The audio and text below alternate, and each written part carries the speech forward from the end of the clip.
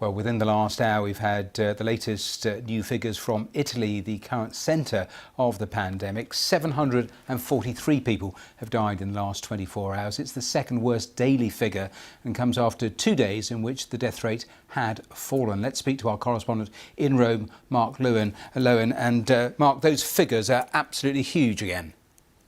They are absolutely huge. Another rise in deaths, which is, of course, tragic here, Matthew. But what's almost more important, really, albeit just as tragic, but what is more important in terms of looking at the trend is the rise in new cases. Now, let's look at the number of people who are currently infected with coronavirus. That number has gone up from yesterday to today by 7%.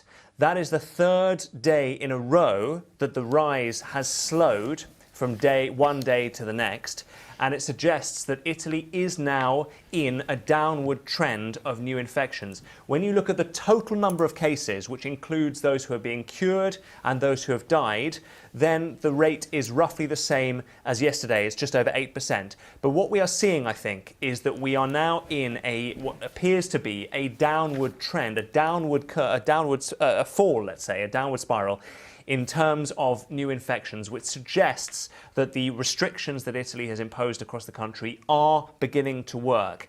And despite that big rise in deaths, which of course is tragic and huge, the authorities here are going to place much more importance scientifically and statistically on that infection rate. I suppose the only rider to that, Mark, is whether those official cases actually reflect the number of actual cases. That point has been raised. But in terms of what the authorities can actually do in terms of further restrictions, is there anything more they can put into place?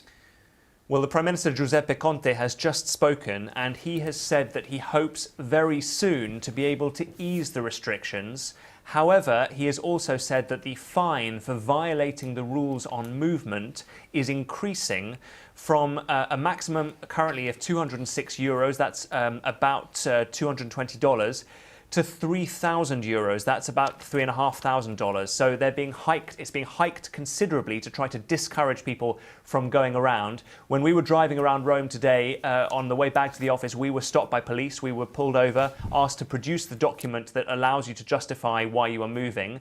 And so there are significantly more police checks than there were previously.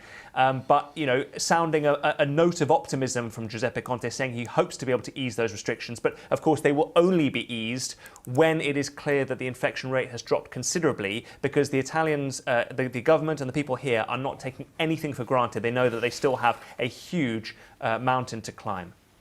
OK, Mark Lowen with the latest there from Rome. Thanks very much. Thank you.